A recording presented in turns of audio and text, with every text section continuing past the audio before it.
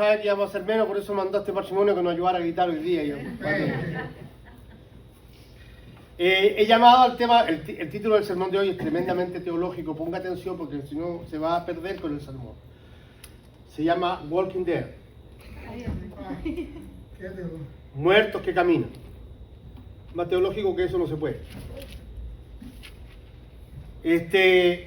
Una de las controversias que se ha establecido doctrinalmente durante cientos de años en la iglesia cristiana es esto del libre albedrío. ¿Tiene o no tiene el ser humano libertad para elegir? ¿Tiene o no el ser humano libertad para tomar decisiones? ¿Qué tipo de decisiones?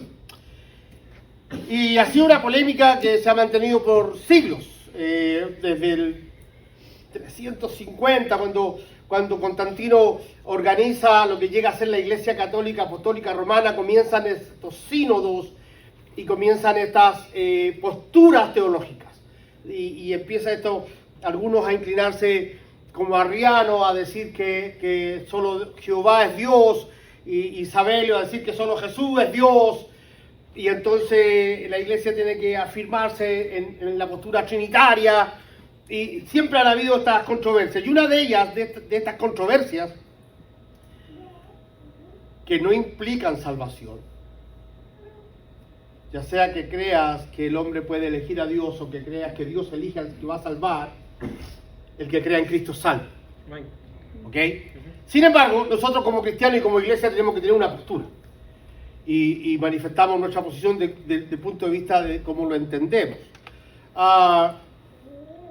Y la verdad que creer una cosa o la otra sí mueve bastantes cosas doctrinales a nivel teológico, mueve varias cosas que tienen que ver inclusive con nuestra relación con Dios. Recuerden que yo nací en un mundo pentecostal, he sido pentecostal toda mi vida, de hecho mis primeros años de estudio fue en un seminario de línea pentecostal, que tenía nexos con la Asamblea de Dios. Entonces mis raíces son muy pentecostales y a veces me pillo bien pentecostal. Y sobre todo el pentecostal de línea criolla, no el pentecostal hay iglesias pentecostales que tienen una formación histórica, pero hay iglesias pentecostales que nacen se pelea un hermano con otro, se vaya a una iglesia y se anda a una iglesia nueva. Entonces esta gente tiene sus propias convicciones respecto a muchos puntos doctrinales, y yo vengo de ese mundo donde el pastor de mis padres no tenía que rendirle cuenta ni de lo que hacía ni de lo que enseñaba. Por lo tanto, si él se equivocaba, todos nos equivocábamos con él. Y eso es bien importante que nosotros hoy día nos cuidemos de eso. Quiero invitarle a abrir su Biblia en Efesios capítulo 2. Vamos a tomar ahí dos versículos muy conocidos y los vamos a tratar de poner en un contexto general, porque es necesario que el texto esté dentro de su contexto. Capítulo 2 de Efesios, versos 8 y 9. Si lo tiene, me dice amén. Amén. Porque por gracia ustedes han sido salvados mediante la fe. Esto no procede de ustedes, sino es el regalo de Dios, no por obras, para que nadie se jacte. Porque somos hechura de Dios, creados en Cristo Jesús, para buenas obras, las cuales Dios dispuso de antemano a fin de que las pongamos en práctica. Dios bendiga la lectura de su palabra. Amén. ¿Tiene o no tiene el hombre libertad de elección? Yo le digo que decir a usted que sí. Sí. El hombre fue creado, la mujer fue creada por Dios con la capacidad de tomar decisiones. En toda la historia de su vida. El hombre, usted hoy día lo practicó sin darse cuenta, de manera natural. El hombre toma decisiones simples, naturales, tradicionales, costumbristas, o toma decisiones trascendentales e importantes para su vida. Usted hoy día decidió levantarse, usted decidió a qué hora se iba a levantar, usted decidió si desayunaba o no, usted decidió qué desayunó, usted decidió qué par de calcetines se puso para venir a la iglesia, usted tomó esa decisión. El hombre decide si se casa, si se divorcia, si echa a andar un negocio, prefiere trabajar bajo una compañía. El hombre decide si es buen esposo, buen padre, buen hijo, El hombre toma esas decisiones. El hombre toma esas decisiones. El problema, que a la luz de una teología sana, hay una cosa que al hombre le afecta tremendamente. Es el pecado. Por lo tanto, todas las decisiones que el ser humano toma, siempre las tomará para alejarse de Dios. Ningún ser humano, a la luz de una buena palabra, puede elegir a Dios. Ningún ser humano tiene la capacidad de decir, de inclinarse a Dios de alguna manera. Por allá, ya en Génesis, por el capítulo 6, verso 5, es Dios el que dice que el hombre tiene una constante tendencia al mal. Y Pablo, cuando le escribe a los romanos en el capítulo 3, verso 10, dice, no hay justo ni uno solo, no hay quien haga el bien, no hay quien elija a Dios, no hay ni siquiera uno. Entonces usted puede elegir qué calcetines se puso hoy día, pero no puede elegir venir a Dios. Y hay gente que me dice, pastor, yo conozco gente importante, conocida en la televisión, que ha buscado a Dios a través de una religión. Sí, el hombre puede buscar religiones. El hombre puede buscar religiones. Y tenemos gente de Hollywood, por ejemplo, que se han hecho hinduistas, se han hecho budistas. Tenemos gente que practica yoga, que también es una religión. Cuidado con eso. Que hay hermanas que me dicen, yo voy a empezar a practicar yoga, pastor. Cuidado, el yoga es una religión. Yo no me imagino a las hermanas de mi iglesia diciendo... Pero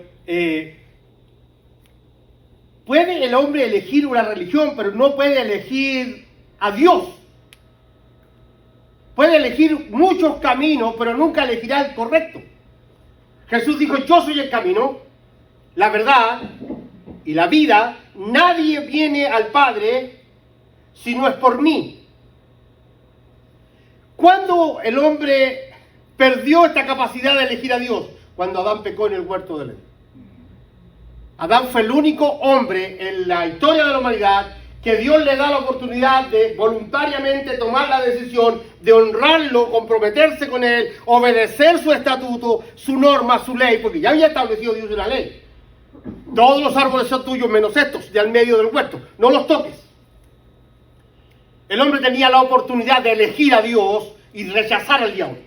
Eligió mal. Cuando Adán elige mal, nos condenó a todos los seres humanos a estar espiritualmente muertos, alejados de Dios, sin acceso a Dios. Romanos 3:23. Por cuanto todos pecaron en Adán, todos están destituidos de la gloria de Dios. ¿Qué es estar destituido? Cuando alguien está forzado por fuerza a perder su postura, su posición. Cuando un policía se excede en su autoridad y se le pasa la mano con un delincuente, puede llegar a ser expulsado del departamento de policía. Ya no tiene acceso a funcionar como policía. Cuando un sacerdote católico ha sido encontrado como abusador de niños, ha sido depuesto de su posición, ya no puede ejercer, ha sido marginado. Eso dice Romanos 3:23. Por cuanto todos pecaron están, todos, dice el texto en su contexto, destituidos, no tienen acceso a Dios. Yo no sé inglés, pero dicen los americanos, compatriotas míos, yo no sé si usted sabe que soy ciudadano. Amén. Téngalo presente, por favor. Ok. Dicen los americanos que Romanos 3:23 está mejor traducido en inglés, porque el texto dice que todos estamos cortos para alcanzar su gloria. Quedamos cortos, sobre todo yo, para alcanzar su gloria. Y Adán nos hace perder esta posibilidad de venir a Dios voluntariamente. Y esto es importante tenerlo en cuenta porque cuando entregamos el mensaje del Evangelio a otros, tendemos a presentar el lado bonito, el lado amable, pero no la realidad bíblica. Le decimos al no creyente, al hombre natural, a la mujer natural, Dios te ama, Dios tiene un plan contigo. Ven al Señor que Dios quiere darte cosas maravillosas. Pero la Biblia dice otra cosa. La Biblia dice que Dios está enojado con el ser humano. Cuando uno lee los primeros capítulos de la carta a los Romanos, Pablo dice claramente que toda la ira de Dios se cierne sobre la humanidad. La Biblia dice que el hombre se ha constituido en enemigo de Dios. Cuando uno mira el libro de Efesios, cuando ve el capítulo 2, verso 8, solamente lo aparta del contexto. Claro, es fácil. Somos salvos por gracia, por medio de la fe, y eso es maravilloso. Pero este texto tiene un contexto. Dice el capítulo 2, verso 1, en otro tiempo ustedes estaban muertos en sus transgresiones y pecados. Hermano, no es un término poético. No es que Pablo esté usando retórica. No es que Pablo está siendo inspirado allí a ver si nos convence con alguna palabra poética. Es una verdad trascendental a lo largo de toda la Escritura. En otro tiempo estábamos muertos. Muertos que caminábamos. La gente que no tiene a Cristo son muertos que caminan. Toman decisiones. Compran. Venden. Se casan. Se divorcian. Tienen hijos. No los tienen. Se cambian de país, se cambian de trabajo. Algunos han decidido cambiar inclusive de sexo. Pero siguen espiritualmente muertos. Porque la única forma que un hombre tenga vida es que Dios lo resucite en Cristo. Ese dice el texto en su contexto. Nadie puede llegar a tener vida espiritual si no se encuentra con el dador de la vida espiritual. Jesús comienza su ministerio diciendo, y no queréis venir a mí para que tengáis vida. ¿Cómo Jesús le va a decir a gente que lo está escuchando que se ven que están vivos? Vengan a mí para que tengan vidas. Porque Jesús sabía que estaban muertos. Capítulo 2, en otro tiempo ustedes estaban muertos en sus transgresiones y pecados, en los cuales andábamos conforme a los poderes de este mundo. Lo hemos dicho antes y tenemos que mantenerlo. Lo vamos a mantener siempre en el tiempo en esta iglesia. En este mundo no existen huérfanos espirituales. O eres hijo del diablo, o eres hijo de Dios. No existe posición neutra. Hay gente que me ha dicho, mire pastor, yo no soy cristiano, pero tampoco soy malo. No, si no tiene que ser malo. Con no ser cristiano es suficiente porque esté bajo el poder del maligno. Todo el sistema de este mundo, todo lo que hace este mundo está en tinieblas, está en oscuridad, está en pecado, está lejos de Dios, atenta contra Dios. Inclusive aquellas cosas que moralmente nos parecen buenas. Inclusive aquellas cosas que socialmente nos parecen buenas. Te pongo un ejemplo simple. Hace unos años atrás se dieron cuenta, los políticos, que muchas adolescentes dejaban de estudiar porque se embarazaban estando en la adolescencia. Entonces hicieron algo bueno, algo que fue aplaudido. Dijeron, se les obliga a todos los departamentos educacionales que a las muchachas embarazadas se les permita asistir a clases. Porque antes de eso era escandaloso, que una niña no se les permitía, era un escándalo. Ahora hicieron algo bueno. Dijeron, si está embarazada puede seguir estudiando. Es más, algunos colegios tienen que prepararse para cuando ese bebé nazca, tengan alguna sala cuna, algo para cuidar al bebé, para que ella siga estudiando. ¿Y quién puede decir que son malos? Excepto que cuando confronto el pensamiento social con la palabra, lo que estoy viendo detrás de eso es licencia para fornicar. Hello. Acuéstese con el novio nomás, mamita, porque si la embaraza usted puede seguir estudiando. Eso es lo que está detrás. Porque dice Pablo a los Efesios que antes estábamos gobernados por las tinieblas. Y las tinieblas, el que gobierna las tinieblas... Se me cayó parte del pensamiento teológico hoy día, hermano. Esto se va a complicar, no sé si voy a poder terminar.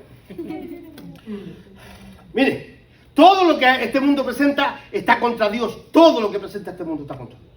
Aunque nos parezca bueno, aunque nos parezca saludable. Si usted revisa el movimiento feminista, es un atentado contra los principios de Dios. Y el machismo también.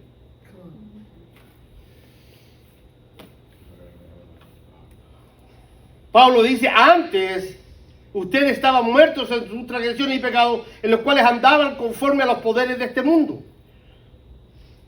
¿Fue Satanás derrotado en la cruz? Sí, sí fue derrotado. Eso dice Hebreos capítulo 2, 14, que fue derrotado en la cruz. Pero para nosotros, los creyentes, el mundo sigue bajo el maligno. Juan dice que es el príncipe de este mundo. Pablo le dice a los corintios que es el Dios de este siglo. Y entonces por eso que los gobernantes de nuestras naciones, por eso que los políticos, por eso que los sociólogos, por eso que los psicólogos atentan en sus mensajes y en sus consejos contra los principios de Dios. Pareciera bueno. Yo necesito que usted despierte al respecto, porque sus hijos están en el colegio. Porque usted seguramente tiene nietos. Y hoy día más que nunca la educación de este mundo está atentando contra Dios, contra los principios de Dios. ¿Y dónde vamos a defender a nuestros hijos? En nuestros propios hogares. Cuando oremos por ellos y les expliquemos la palabra.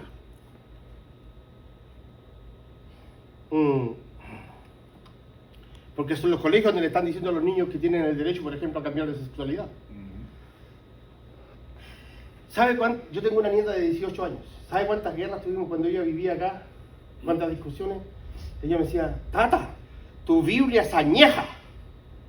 Claro que una mujer tiene derecho a enamorarse de otra. Es amor. Y mi nuera me decía, no le diga nada. Que no le voy a decir nada. Yo me ponía colorado. Una cosa es lo que diga tu profesor. Una cosa es lo que diga el sociólogo. Una cosa es lo que diga el psicólogo. Y otra cosa es lo que dice la escritura. Mira, hace algunos años atrás, alguien descubrió, un psicólogo, descubrió que debíamos educar a nuestros hijos de manera respetuosa. Eso no se escucha mal. Eso no se escucha mal. ¿Y cuál es la manera respetuosa? La manera respetuosa es, por ejemplo, que si el niño a los 3, 4 años hace un berrinche, tú tienes que hablarle suavemente, con respeto, mi amor. No haga berrinche, papito. Y es más, yo he visto psicólogas diciendo, si él se tira al suelo, tírate al suelo con él. Y háblale a su nivel. A su nivel, me saco el cinturón en menos de 30 segundos. Le arreglo los chakras, le arreglo el karma, le arreglo la psicología. Pastores son inhumanos, no, la Biblia dice que al niño desde tempranito se le debe enseñar. Y si es necesario azotarlo, hay que azotarlo. ¿Escuchó, hermana Angie? Va a tener que recibir. Y hay que arrancarle el pelo. Yo no estoy chiquita. Si hay que cortarle el pelo, se le corta. Crianza respetuosa atenta contra los principios de Dios. No estoy hablando de tratar a los hijos de manera salvaje, ¿no? Es más, si es posible evitar castigo físico, hay que hacerlo. Ya no es tiempo de castigar a los hijos físicamente, pero hay formas de disciplinar. Hay formas de disciplinar, pero no podemos permitir que nuestros hijos nazcan y se críen creyendo que pueden hacer lo que quieran en la vida.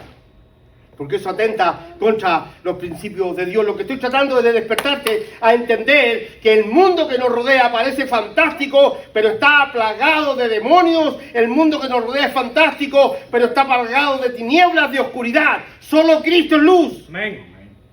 Y solo su palabra es verdad.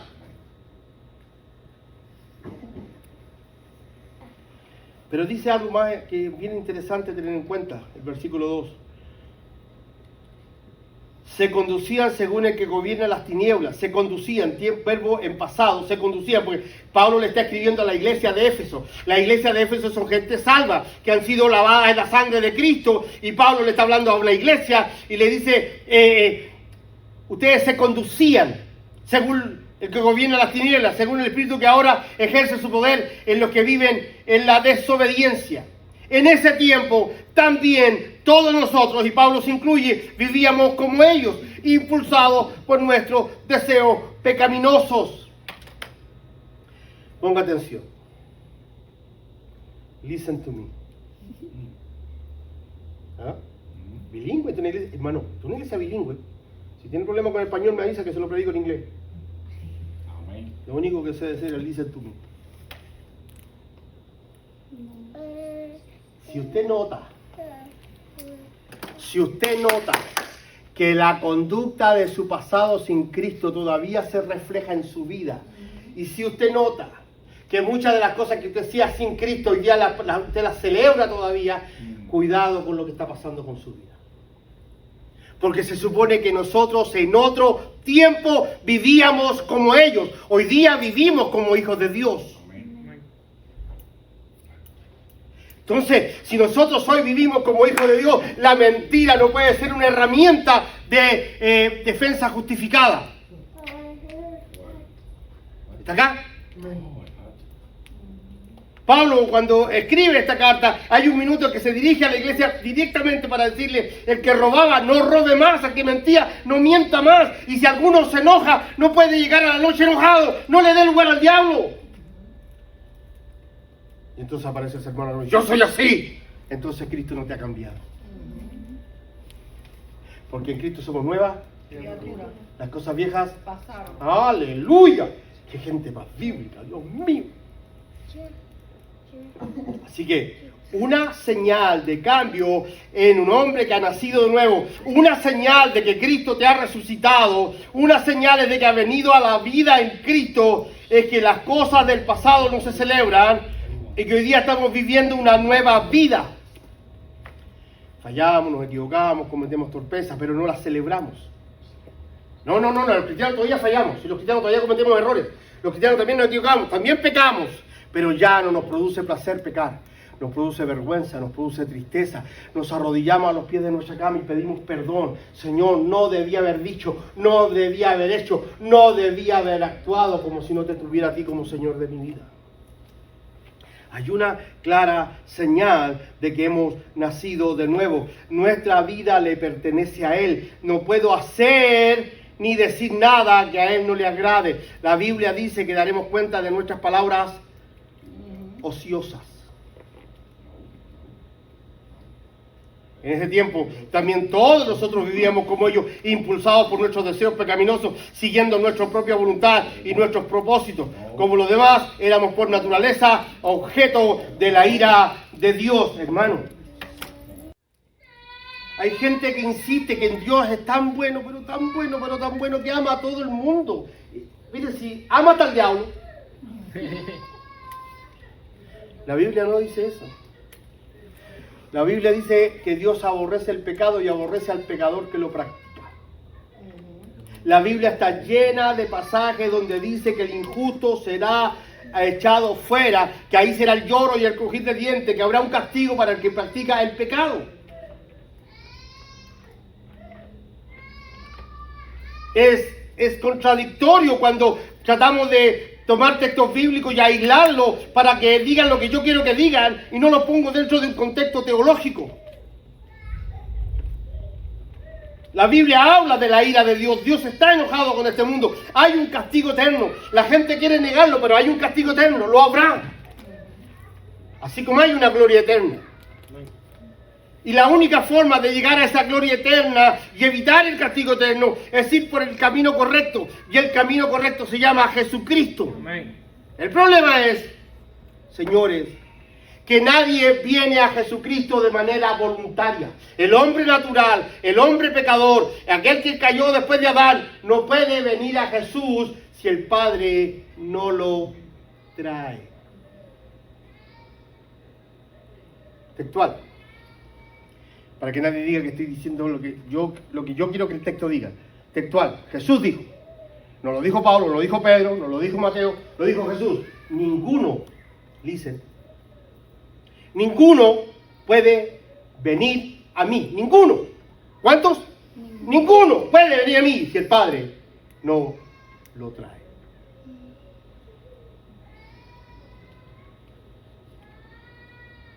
Usted me dice: pastor, yo un día escuché el mensaje de salvación y tomé la decisión de seguir a Cristo. No, No. Lo que pasa es que el Espíritu Santo impactó su vida sin que usted se diera cuenta y comenzó a trabajar en su corazón para que usted empezara a sentir el deseo, porque de Él es la autoridad del hacer y del querer de su voluntad en nosotros. Así que fue Él el que nos impulsó, fue Él el que nos motivó. Escucha. Jesús le dice a los discípulos: les conviene que yo me vaya, le enviaré el otro Consolador, el cual convencerá al mundo de pecado, justicia y juicio. ¿Sabe quién lo convenció a ustedes de venir a Cristo arrepentido? No fue el predicador de ese día, no fue el folleto que le dieron, no fue el programa radial, fue Dios, fue el Espíritu Santo que usó algún medio para que usted llegara a entender de su profunda necesidad de un Salvador. Por eso que cuando predicamos estos mensajes, no es muy agradable este tipo de mensajes, porque los hombres perdemos la gloria. Porque los hombres perdemos la gloria en el púlpito. Ya no puedo decir, ¿tú sabes cuánta gente me he ganado para el Señor? ¡Ninguna! Cristo se ha ganado su propia gente. Yo sembré, Apolo regó, pero el crecimiento de la iglesia lo da el Señor. El crecimiento de la vida del hombre lo da el Señor. Yo no traje a nadie a Cristo. Yo prediqué el mensaje y Cristo trajo a los que tenía que traer. ¿Está acá? La iglesia llama, Cristo salva. Nosotros no salvamos a la humanidad. Es Dios el que salva a la humanidad. Déjeme ir cerrando mi idea. Verso 4. Pero Dios, que es rico en misericordia, por su gran amor por nosotros. No soy experto en griego, pero examinando el texto en un comentario interlineal del griego, la palabra aquí hace un énfasis en griego. Y eso se llama exclusivismo. Es decir, cuando dice por el amor que tuvo por nosotros, solo está hablando de la iglesia y de Él. No dice por el amor que tuvo por el mundo, dice el amor que tuvo por nosotros. Estábamos muertos, hacíamos lo que hacía el mundo, el diablo también nos gobernaba, pero tuvo amor por nosotros. Y alguien me dice, pastor, eso no es bíblico. Juan 3:16 dice claramente, porque de tal manera amó Dios al mundo. Hermano, cuando Juan 3:16 dice mundo, se refiere a judíos y gentiles. No se refiere a toda la humanidad, se refiere a judíos y gentiles, porque unos cuantos capítulos después Jesús está orando y está orando por su iglesia, está orando por sus discípulos y le dice al Padre: te ruego por estos que me diste, no te ruego por ellos. No te ruego por ellos, te ruego por los que me diste y por los que vendrán cuando ellos prediquen. Parece que Dios tiene claritas las cosas, el que no las tiene claras soy yo. ¿Está acá? Por el amor que tuvo por nosotros. Nos dio vida con Cristo aun cuando estábamos muertos en pecados. No vine a la vida, me trajeron. ¿Lo escuchó? No vine a la vida, Él me trajo. El texto dice, fuimos sacados de muerte a vida. Y en el original es arrastrados de muerte a vida. Yo no quería ser salvo. Yo no quería conocer a Cristo. No me interesaba para nada el Evangelio. ¿Sabe qué? Yo en mi juventud lo pasaba bien. Yo en mi juventud, si usted hubiera visto lo que yo era. Pepillo. Me vestía, trabajé desde joven. Usaba mis zapatos con terraplén, buenos tacones, bailaba cumbia, la pollera colorada. Le ponía sabor, hermano. Era el alma de la fiesta. Tenía pelo. Mi pelito cargaba sobre mis hombros. Y eran risitos. Yo no necesitaba a Cristo. Mientras hubiera trabajo y hubiera un sueldo, yo todos los fines de semana tenía ron, guitarra, amigos y una que otra amiga. No lo pasaba mal. Pero no se trataba de mí, se trataba de Él. a Él le plació en su misericordia. Oye, hermano, es que a veces cuesta tanto entender esto, pero a Él le plació en su misericordia. Por eso que los hombres perdemos la gloria, porque ni siquiera tengo derecho a decir, yo tomé la decisión de seguirlo. Mentira, yo no decidí seguirlo, Él decidió salvarme. Amén. Por eso que el texto dice, no me amaron ustedes a mí, yo los amé primero. No me buscaron ustedes a mí, yo los busqué a ustedes. Me encanta ese pasaje de Marcos capítulo 3, verso 13. Dice que Jesús oró toda la noche en el monte, toda la noche. Y cuando desciende, eligió así a los que Él quiso. Eso se llama soberanía. No sé si usted sabe, pero su Dios es soberano. Su Dios es soberano. Así que cuando damos gracias a Dios por nuestra salvación, damos gracias a Dios por haber sido salvo sin merecerlo. ¿Era mejor yo que mi vecino? ¿Era mejor yo que el drogadicto o el borracho de mi cuadra? No. ¿Por qué me salvó a mí? Porque a Él le plació. Él es soberano. Nos dio vida en Cristo, aun cuando estábamos muertos en pecado. Por gracia, ustedes han sido salvados. Y en unión con Cristo Jesús, Dios nos resucitó y nos hizo sentar en lugares. Esta resurrección no es la resurrección futura de que algunos creen. Nos resucitará. No, si está hablando de la resurrección espiritual. En Cristo, Él me resucitó. Estaba muerto en mi delito. Yo era un muerto que caminaba. Hasta que Él me resucitó y me trajo a la vida. Cuando Jesús ora al Padre, le dice, Señor, te agradezco porque me has permitido revelarte a ti, a esta gente, a los que a ti te ha placido que yo me revele.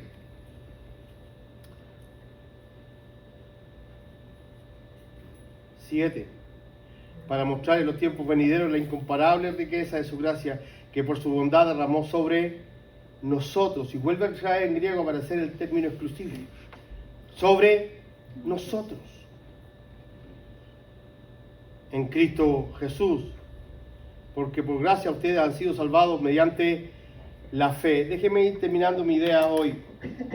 Hay gente que enseña que el ser humano tiene una fe natural, que nacemos con una fe natural, y que esa fe natural hace que de repente algunos decidan venir a Cristo. Pero a la luz de un texto serio, bien interpretado, nos damos cuenta que el hombre está muerto espiritualmente y un muerto no tiene fe. Por lo menos no para ser salvo. Hay gente que tiene fe en muchas cosas menos en Cristo. Gente que tiene una herradura detrás de la puerta para que le vaya bonito. Yo conocí una señora que iba a la iglesia, pero todos los domingos en su casa tomaba ajo, lo pelaba y lo calentaba. Salía unos ajos quemados para que siempre la casa estuviera protegida. Hay gente que va a la iglesia y a los niños les pone una cintita roja en el pecho para mal de ojo. No han conocido a Cristo todavía. Todavía están en tinieblas. ¿Está acá? Todavía están en tinieblas. El hombre no tiene una fe natural.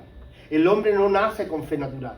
El texto dice que la fe para ser salvo tuvo que ser impuesta en nosotros, imputada.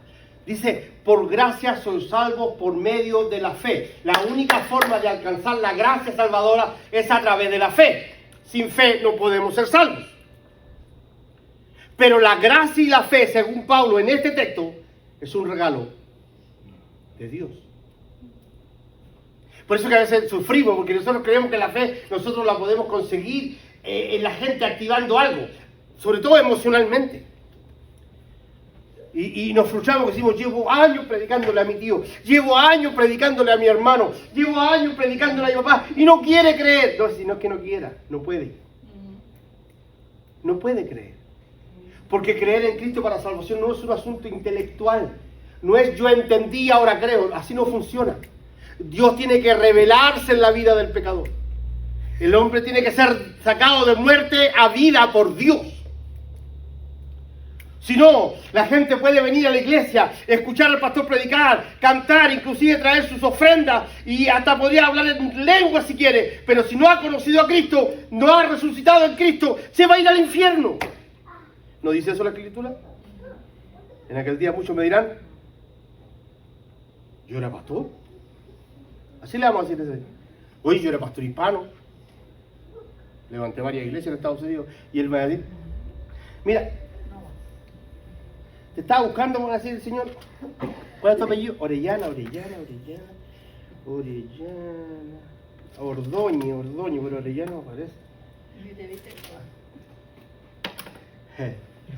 No, es que no se trata que yo lo conozca a él, se trata que él me conozca a mí. Se trata que él me haya hecho nacer de nuevo. Se trata que él me haya engendrado espiritualmente. No es un negocio entre Dios y el pecador. No es un negocio entre Dios y el pecador. El Dios pone la gracia, yo pongo la fe y soy salvo. No, así no funciona. La gracia y la fe son un regalo de Dios. ¿Sabe por qué yo creo? Porque Él puso fe en mí. ¿Sabe por qué me arrepentí de mis pecados? Porque Él me dio el don de arrepentimiento. Pablo le dice en una de sus cartas, a ustedes les fue concedido el creer. Mire, hermano, yo le aseguro a usted que si nosotros buscáramos con quién conversar de la Biblia, de Dios, hay gente allá afuera que se va a ir al infierno que sabe más de Dios que los pastores, que conoce más Biblia que los predicadores. Yo le aseguro a usted que hay gente que inclusive se declara agnóstica o atea, que se sabe la Biblia de memoria. Pero el asunto no está en cuánto entiendo. El asunto es si Cristo nació en mí, si me hizo nacer, si me sacó de muerte a vida. Y ahora, ¿por qué es tan importante entender esto, hermano? ¿Por qué es tan importante entender esto?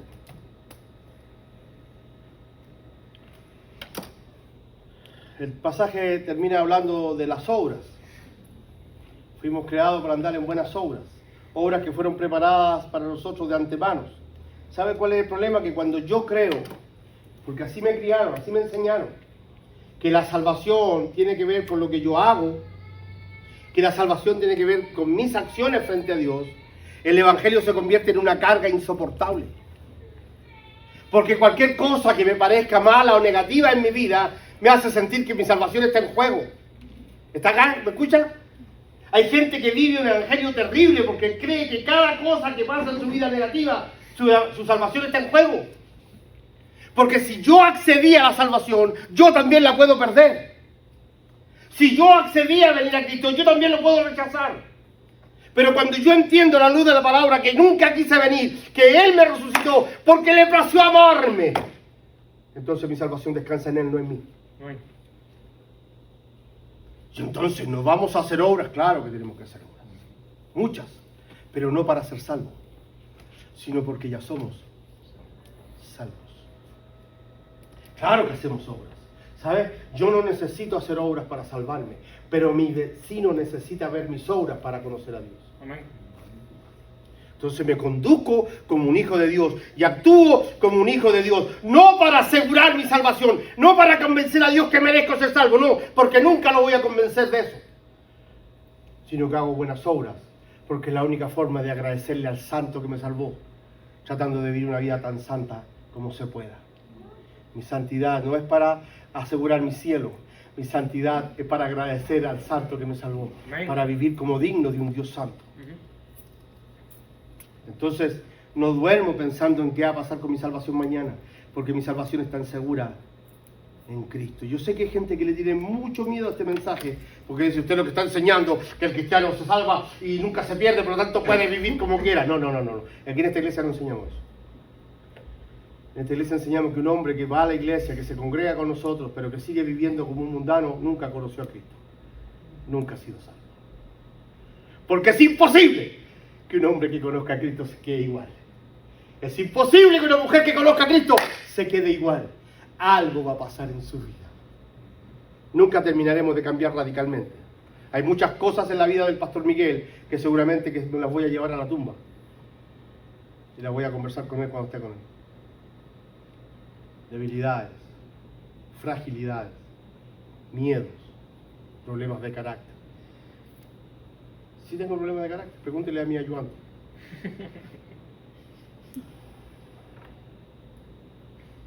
pero por sobre lo que soy, Dios me ama. Amén.